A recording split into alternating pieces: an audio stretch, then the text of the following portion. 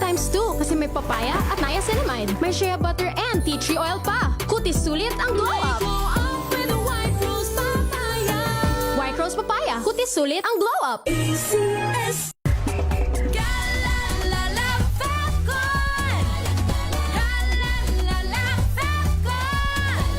Ang bango ng sampayan. Tara na magsayawan. Calefabcon, amoy nakaka-joyful.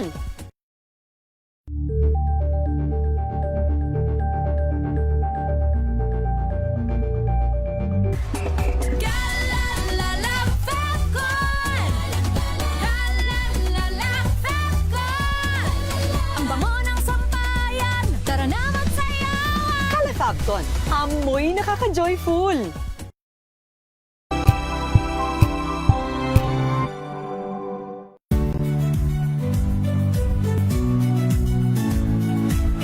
Magandang araw mga kaibigan. Ito po ang inyong balerina ng bayan, si Lisa Makuha Elizalde, na nag-aanyaya sa inyong samahan kami at ang aming mga espesyal na panauhin para sa kalahating oras ng masayang kwentuhan sa aming programang Art to Art, kung saan ang usapang sining at kultura ay para sa lahat. Huwag kaliligtaan, tuwing linggo, alas 3:30 ng hapon, dito lamang sa DZRH Radio, DZRH TV, at via online streaming.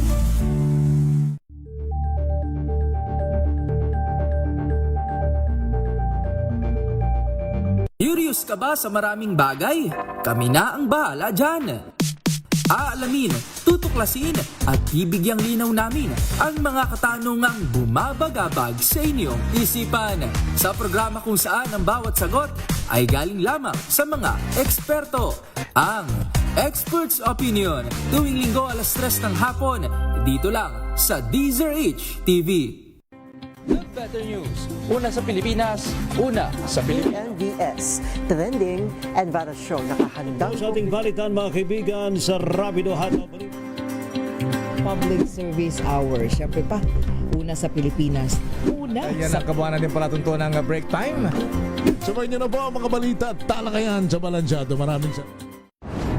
Kung good vibes ang hanap mo, dito ka na sa sigurado.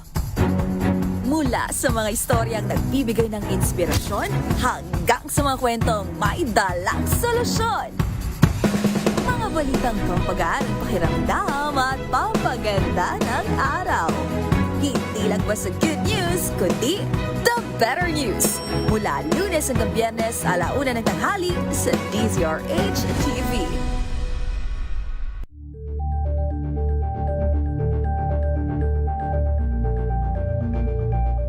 Sa pagbabalik tanaw sa 87 taong legasiya ng DZRH, napagtagumpayan na ng kauna-unahang himpilan ng radyo sa Pilipinas ang iba't ibang pagsubok, kabilang na ang bangungot noong panahon ng ikalawang digmaang pandaigdig. Impormasyong naihatid ng himpilang KZRH ang siyang naging kaagapay ng mga Pilipino at nakasama hanggang sa nakamit ang kalayaan. At nang muling mapas sa kamay ng mga Pilipino ang kasarinlan, nagbukas din ang panibagong yugto para sa himpilan. Mula sa KZRH na kalaunay naging DZRH, ang mga balita at impormasyon ang nagsilbing gabay ng mga Pilipino. Naging hudyat ito ng panibagong simula at patuloy na paglago, kasabay ng pagsilang ng mga programang nag-iwan ng bakas sa kasaysayan at sa puso ng bawat Pilipino.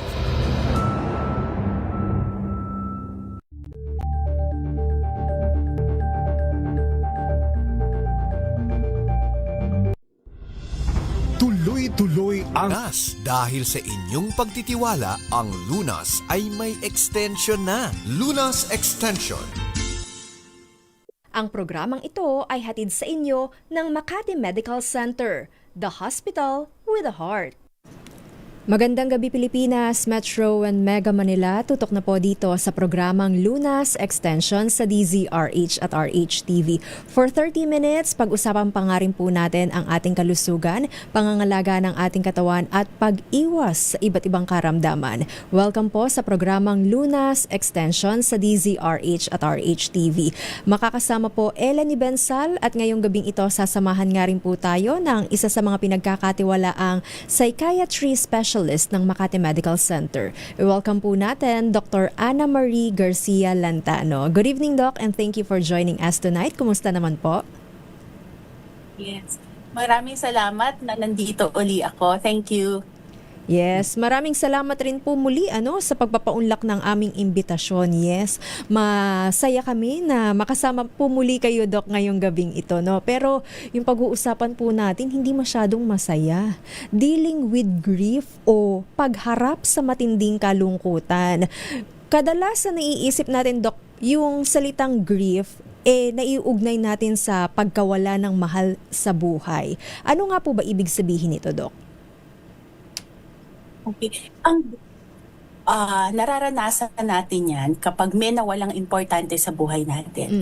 Pwedeng mahal natin sa buhay, pwedeng career, pwede rin namang pangarap.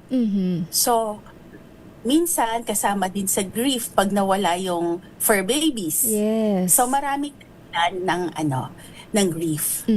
And as a psychiatrist, Doc, bilang ito nga po yung inyong profession, ito po yung inyong dinideal every now and then, 'di ba? As bilang sa inyo pong experience, ano po yung top or common grief na kadalasang sinasangguni po sa inyo ng mga pasyente? Okay. Ang pinaka-common, syempre, pag yung namatayan ng mahal sa buhay. Pero yung dahilan ng grief, napakarami, kagaya nung napanggit ko kanina. At eto ba, Doc, hindi naman kasi lahat iba-iba yung pag-handle natin ng grief, 'di ba? May iba po, Doc, na parang okay lang, kaya naman niya. Yung iba naman, Doc, parang lugmok na lugmok talaga sa kalungkutan, 'di ba? Sa pighati. Ano po ba, Doc, yung dahilan behind that?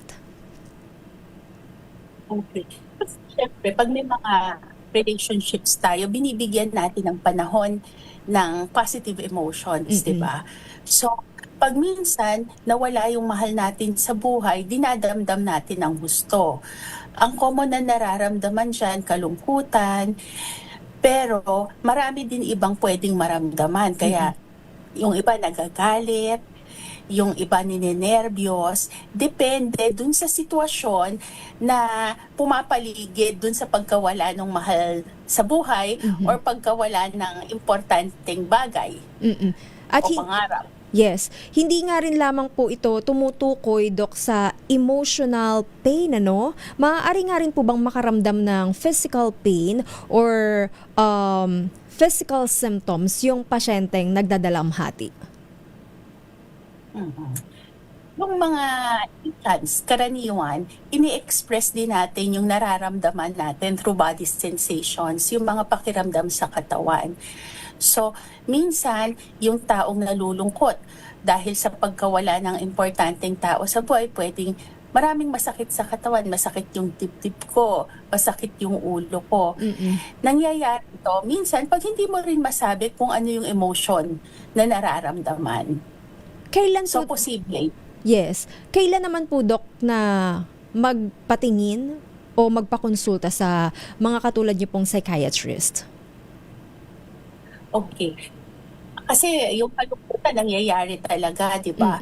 Pero minsan, kapag yung sobrang wala ng energy, ng tuloy-tuloy na napakahabang panahon, ayaw makipag-usap, o kaya may mga iba din na hindi na makapagtrabaho, hindi na magawa yung daily function, hindi na maalagaan ang sarili, mas magandang magpunta na for assessment.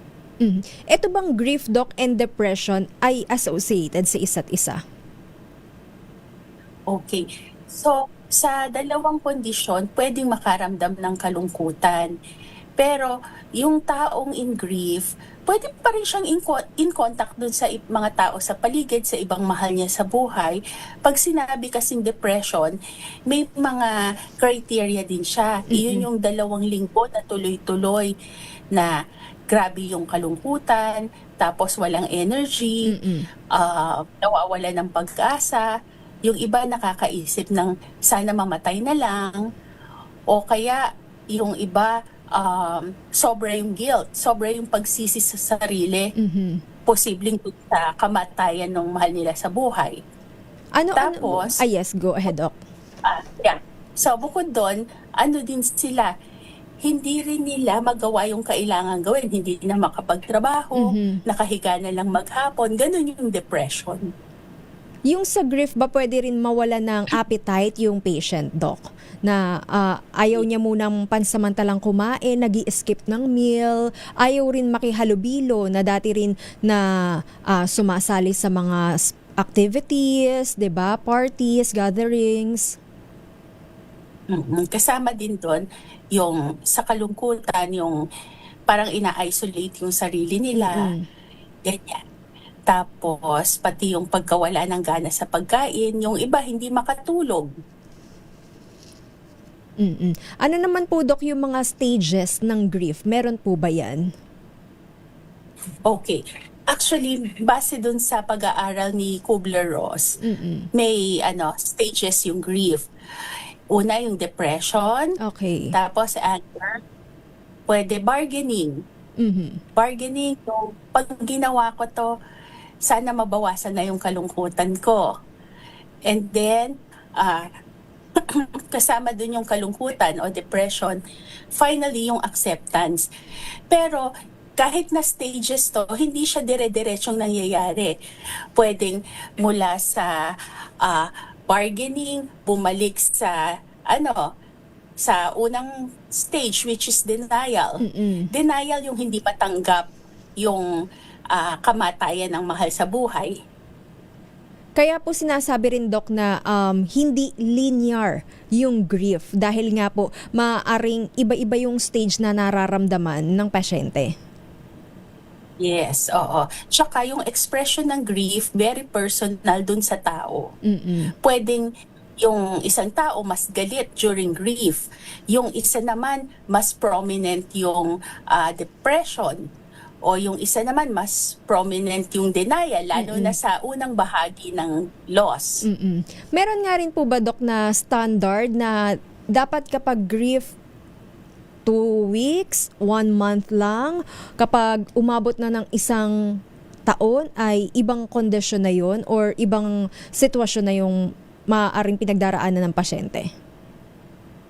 Yes. Actually, grief hanggang 1 year. Prolonged na siya pag lumampas ng 1 year. Importante yung 1 year period na yon sa loss. Kasi imagine, kunwari, namatayan ng mahal na tao sa buhay, marami kang dadaanan na anniversary sa taon na yon. Okay, dadaanan mo birthday, anniversaries, dadaan yung Pasko, bagong taon. So, lahat ng events na yon, bagong experience para dun sa taong namatayan o nawalan. Mas mabilis nga po bang maka-cope up or sabihin natin parang maka-recover, maka-move on yung taong nagdadalamhati kung siya ay may anak, kumbaga sa taong walang anak? Okay, not necessarily anak, pero madaling maka-move mula sa grief yung taong may karamay. So, ang karaniwan na sinasuggest namin, kunwari, namatayan, wag yung laging nakakulong sa kwarto. Yung mag-reach out sa mga importanteng tao sa buhay nyo. Lalo na yung mga supportive o tumutulong talaga.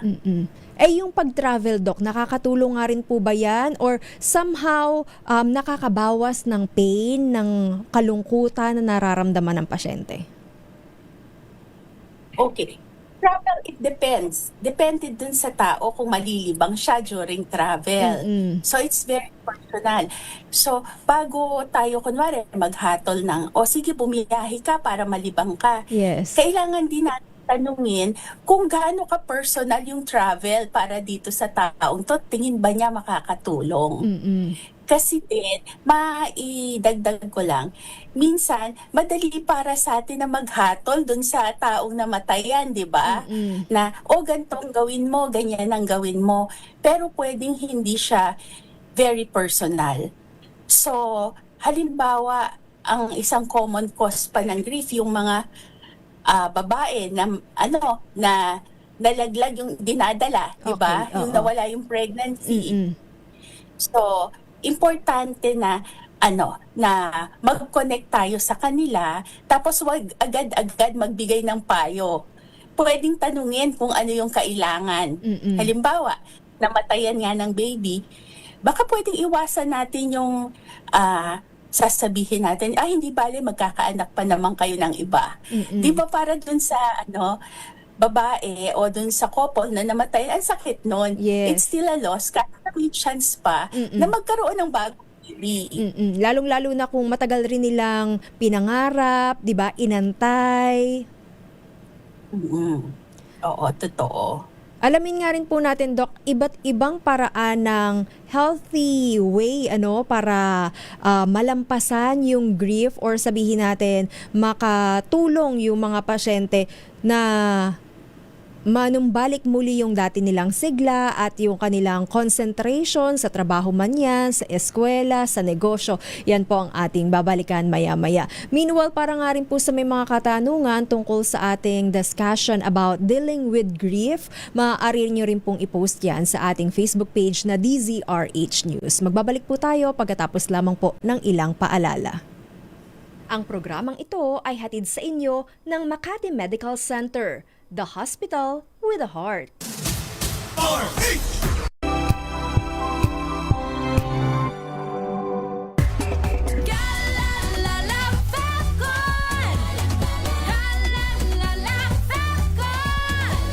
Ang bango ng sampayan, tara na magsayawan! Calafabcon, amoy nakaka-joyful!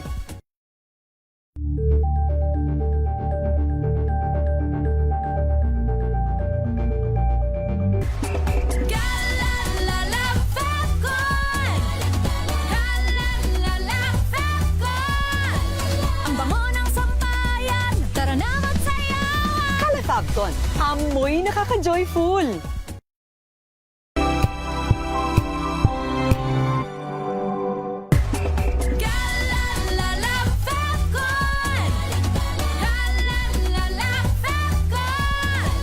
Ang bango ng sampayan, tara na magsayawan! Calafabcon, amoy nakaka-joyful!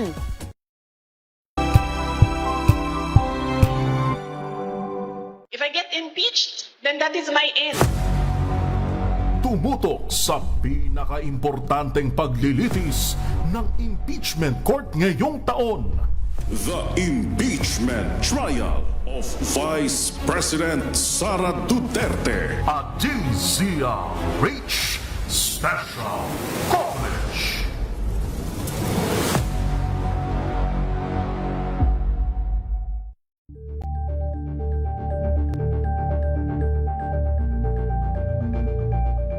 Kasabay ng mga hamon at pagbabago sa paglipas ng panahon, nananatiling tapat ang DZRH sa paghahatid ng serbisyo sa publiko. Mas pinalawak ang pagpapaabot ng balita at impormasyon, hindi lang sa radyo, kasama na rin ang telebisyon, live streaming at social media para ihatid ang mga kwentong makabuluhan at napapanahon saan ka man naroroon. Mula noon hanggang ngayon, mananatiling kaagapay mo ang DZRH, naninindigan sa paghahatid ng katotohanan at sa paglaban sa patuloy na pagkalat ng disinformasyon at sa pagyakap sa makabagong teknolohiya at sa patuloy na pagsulat ng kasaysayan, mananatiling kasama mo ang DZRH saan ka man sa mundo. Angel po siya ang Palmona sa giiwan sa inyo na isang magandang umaga. Maraming salamat. Life goes on! Good morning, Lakay! Good morning, Sister Ann. At good morning! Magandang mainit na umaga. Angel po siya ang Palmona sa giiwan sa inyo na isang magandang umaga. Maraming salamat. Pilipinas, una sa Pilipino. Abangan this Saturday. Hi, this is Kyla Miel and you're watching Scene Zone. Growing up, I used to compete with my ate sa vocal solo pop. Sinabi ni Ross, he is a rapper. He said na, don't wait for the opportunity to come. Submitting a demo, that's AI. I don't like it. Of course, yung movie ni David Licauco and Barbie Forteza po na That Kind of Love. May nakikita pa rin akong comments na, napanood ko yung movie kaya napakinggan ko yung song.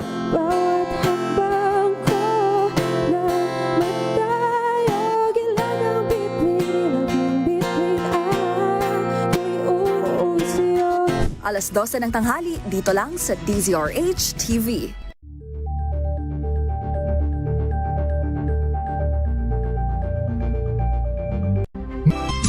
Ang programang ito ay hatid sa inyo ng Makati Medical Center, the hospital with a heart. Nagbabalik po second part ng ating discussion dito pa rin po sa programang Lunas Extension sa DZRH at RHTV. Kasama pa rin po Eleni Bensal at Dr. Ana Marie Lantano sa programang Lunas Extension. Balikan nga rin lamang po natin yung ating talakayan tungkol sa dealing with grief, Doc. May question dito na normal nga rin lang daw po ba, Doc, na makamove on agad or magbago ang pakiramdam from being sad to feeling okay or happy kapag ikaw ay nasa pagdadalamhati?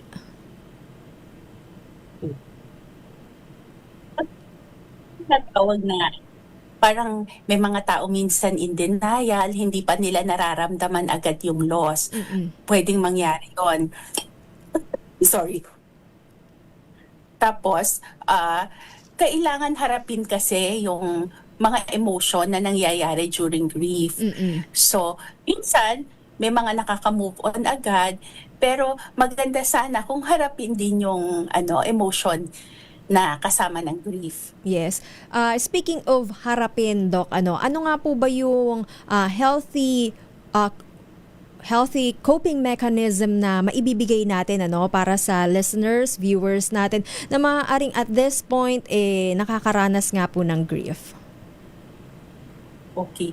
Huwag pigilan yung emotion na, di ba minsan may mga iba na kunwari kailangan nilang mag-alaga pa ng ibang family members. So, itatago na lang yung kalungkutan na nararamdaman para yung parang makamove on sila. Yes. Pero minsan iipon din kasi yung kalungkutan na yon o minsan yung anxiety na kasama dyan sa grief. So magandang i-express din yung emotion.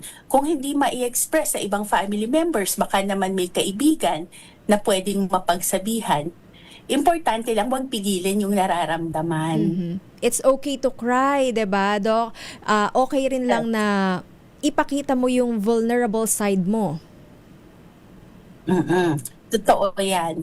So, huwag pigilan yung nararamdaman, huwag i-deny kung nalulungkot. Kasi pag nawalan tayo ng mahal sa buhay, talagang natural na makaramdam tayo ng lungkot, ng takot, ng galit. Yes. At kung may mga tao, Doc, na hindi nga po talaga kaya nilang i-express ng maayos yung kanilang nararamdaman, 'di ba? Journaling will also help rin nga po ba sa ganitong klaseng sitwasyon? Yung pagsusulat na parang diary, 'di ba? Na ito yung nararamdaman ko, ito yung mga bumabalik na alaala sa akin. Okay lang yon na mag-journal. Tapos, basta wag lang puro journaling na yung parang hindi ka na nakikipag-usap sa mga kaibigan o kapamilya mo. Okay lang mag-journal, but hindi natin pwedeng alisin yung connection sa ibang tao. Kasi yung connection sa ibang tao, protection natin yon against depression and extreme sadness. Eto't pa, Doc, mas madali nga rin daw po bang mawala yung sakit kapag binaliwala mo or inignore lang kumpara sa ikinokwento mo, sinasabi mo sa kaibigan, kapamilya, or di naman kaya sa kaopisina? Okay. Pwedeng maging parang prolonged ang grief, yung maging matagalan, lalo na kung hindi natin dinadaanan yung proseso ng grief. So, importante na express pa rin yung emotion, tapos be in contact with important people in your life. So, yun, importante yun. Isa ko pang hindi nabanggit kanina, kasi nabanggit mo yung expression, di ba? Creative expression. Bukod sa journaling, yung iba nakakahanap ng relief through arts. Pwedeng pwedeng painting, drawing, or even movement. Yung mga pagsasayaw para mailabas yung stress ng katawan, importante din yun. At para sa mga nagpapakonsulta nga po sa psychiatry specialist, Doc, ano nga po ba yung mga programang nakalaan para sa kanila kung sakali nga pong tutungo sila sa inyo, Doc, magpapakonsulta? Mhm. Okay. Sa aming mga psychiatrist, laging dalawa yung paraan para sa gamutan. Ang isa yung medications kung kailangan talaga, ang isa naman yung psychotherapy. Dun sa psychotherapy, pinag-uusapan kung ano yung consequences or dala ng loss dun sa taong yon at kung paano magko-cope up. Paano sasabayan yung mga pagbabago na nangyayari pag namatayan. Kasi pag namatayan o nagkaroon ng ibang form of loss, hindi lang basta nawala tong taong to. Naiiba yung pang-araw-araw na buhay ng taong yon. Yung routine naiiba. Halimbawa mo, yes, merong couple o mag-asawa na 30 taon. Pag namatay halimbawa yung lalaki, gigising yung babae. Every day, wala na yung katabi niya. Wala na siyang kasamang breakfast, wala siyang kasamang lumabas. So talagang major, yung malaking pagbabago sa buhay yun. At para nga po sa mga nagdadalamhati, Doc, papaano nga rin po ba nila matutulungan, maaalagaan yung kanilang sarili? At the same time, nandun po sila sa stage na malungkot nga po dahil nga po nawala ng mahal sa buhay. Pinaka-importante talaga yung may kadamay.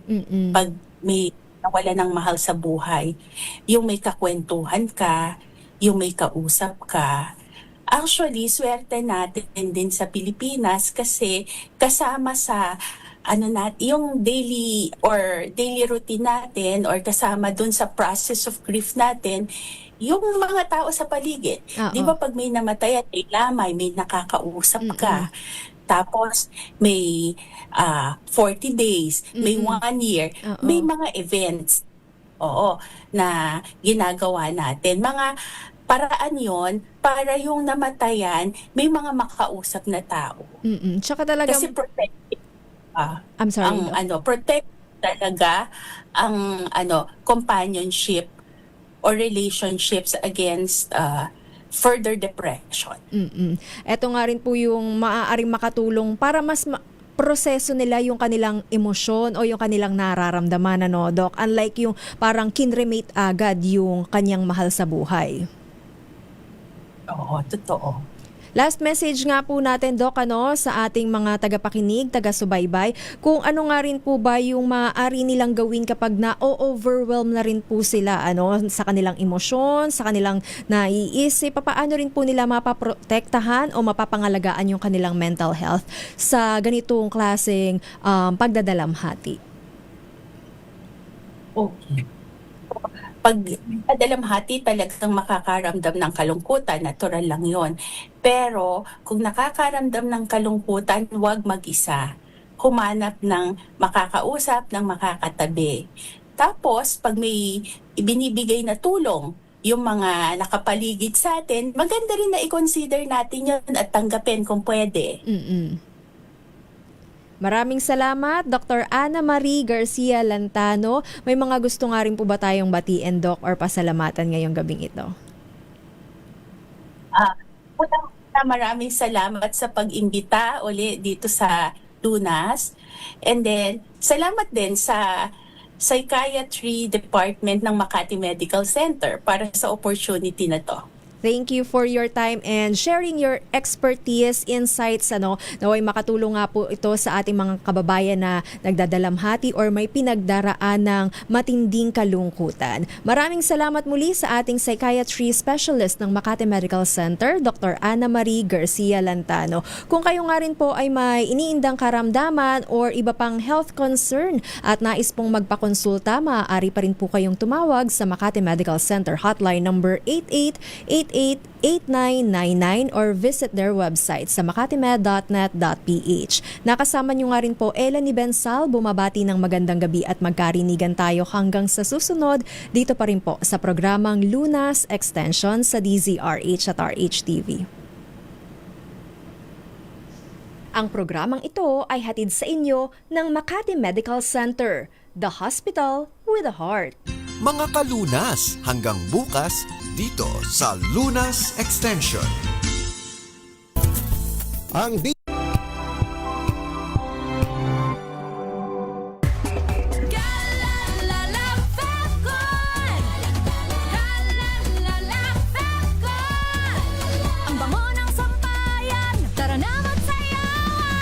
Kalefagton, amoy nakaka-joyful.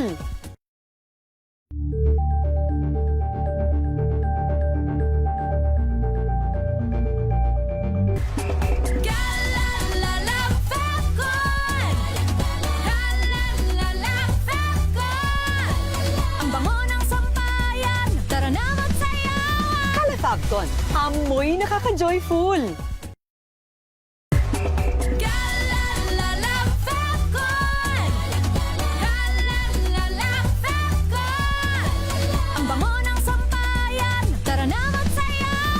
Kalefagton, amoy nakaka-joyful.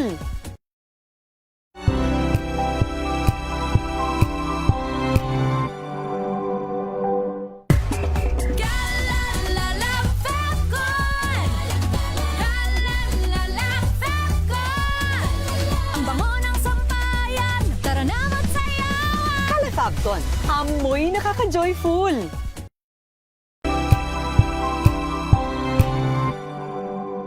Maagang balitaan, maagang usapan sa mga Pilipinas, ang oras, alas 9:03 ng gabi.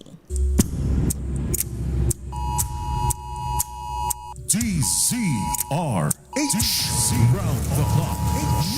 Round the Clock News.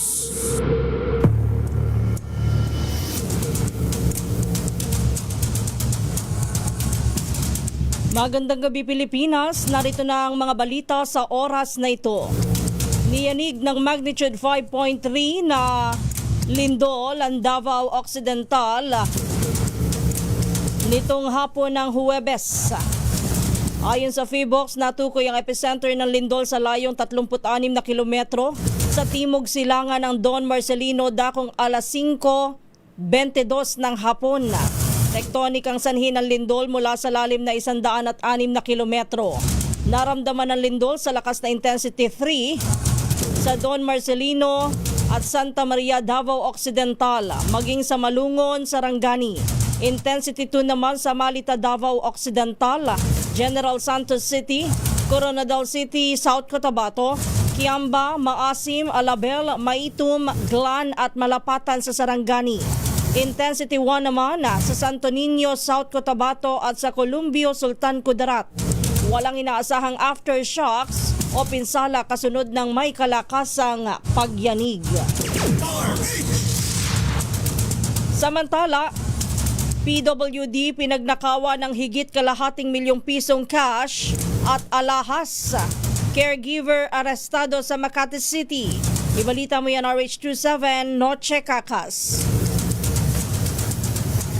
Sa arestado ang isang caregiver matapos sa pagnakawan ng pera at alahas ang inaalagaang may kapansanan sa San Antonio, lungsod ng Makati. Binilala ang lady suspect na si Alia Sofia, 33 anyos. Ayon sa report, isang anak ng biktima ang nagreklamo sa pulisya. Sa kanyang reklamo, pinagkatiwalaan umano ng 77 anyos na PWD ang kanyang caregiver. Ngunit napansin na lang ng biktima na wala na ang pera na nakasilid sa kanyang bag. Binatan umano ng bundle na puting papel, tinali ng scotch tape at inilagay sa envelope. Nasa 294,777 pesos ang halaga na cash money, habang nagkakahalaga naman ng 300,000 pesos ang ninakaw na alahas. Inamin ng suspect at binalik ang pera, ngunit kulang. Isinuli rin ang kanyang black iPhone XS Max, ngunit ang ibang pera at alahas ay hindi na na-recover. Maharap naman ngayon ang suspect sa kasong qualified theft. RH27, no Chikakas, DCRH, una sa Pilipinas, una sa Pilipino. Samantala, 70 bagong kasapi ng PIDEA pumasa naman sa pagsasanay na maging bahagi ng operasyon laban sa illegal na droga sa bansa. Ibalita mo yan RH23, Edwin Duque. Tama, Ms. Kisner, kanina nag-PIDEA ang 70 bagong training ng Drug Enforcement Officer. Magaraang makatapos sila ng 6 na buwang pagpahigpit na pagsasanay ng Drug Enforcement Officer Basic Course Class 2026-23. Isinagawang seremonya sa panunumpa sa tanggapan ng gagampanin o itong gampanin sa PIDEA Academic Camp General Mariano and Castañeda Silang, Cavite. Ang seremonya ay nagsilbi umanong hagbang ng mga training patungkol sa karera sa pagpapatupad ng batas laban sa droga sa kanilang magiging field at pagpapalakas ng mga at pagsisikap ng bansa laban sa illegal na droga. Ay kay PIDEA Director General at Secretary Sagani Neres, ang 6 na buwang DOBC ay disenyo upang bigyan ng mga training ng kaalaman, kasanayan, disiplina at mga pagpapahalagang kinakailangan sa pagganap ng kanilang mga tungkulin bilang mga drug enforcement officer. Saklawan niya ng programa sa pagsasanay ay ang basic management, leadership, pagpapahusay, communication, advocacy laban sa illegal na droga na nakabase naman sa komunidad, illegal studies, intelligence at taktika laban sa illegal na droga, interdiction, operations, investigation at iba pang mga aktibidad na akademiko at hindi akademiko. Aris 23, Edwin Duque, nagulat sa DZRH. Una sa Pilipinas, una sa Pilipino. At yan na po ang mga balita sa oras na ito. Mula sa DZRH News Center, ako po, Kisas Hobson, para sa DZRH, una sa Pilipinas, una sa Pilipino. Pilipinas ang oras, alas 9:08 ng gabi. Ngayong ika-87 taon ng kauna-unahan, DZRH.